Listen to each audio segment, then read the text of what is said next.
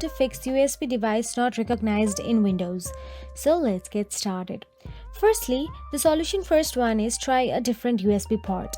First and foremost, you should make sure there is no problem with the USB port. You can disconnect the USB device which cannot be recognized by Windows and then reconnect it via a different USB port. Do not connect the USB device via USB hubs. In many cases, the last USB device you connected to this computer malfunction. Error is just temporary and changing a USB port should get rid of that error. If your computer is a desktop, then you can also try connecting the USB device to computer via the USB port on the back of the case. Besides, you can try the USB device on a different computer and check if the error still appears.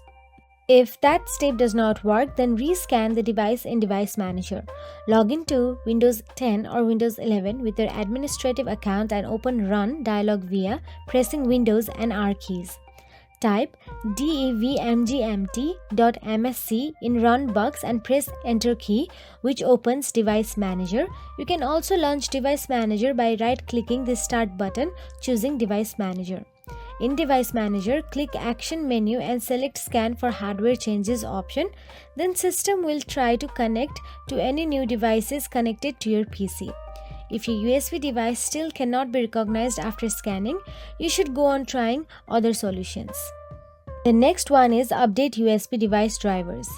Open Device Manager, right-click on Start menu and select Device Manager option from Start menu.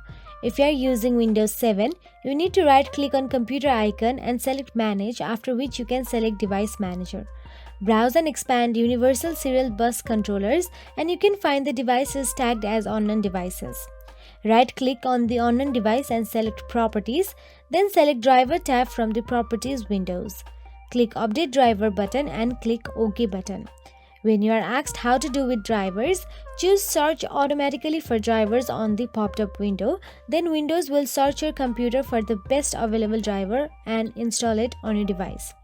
If this does not work, you can try updating drivers manually.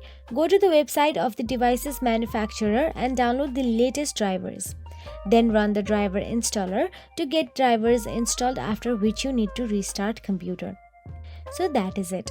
If you found this video helpful, please like, share and subscribe, and thank you so much for watching.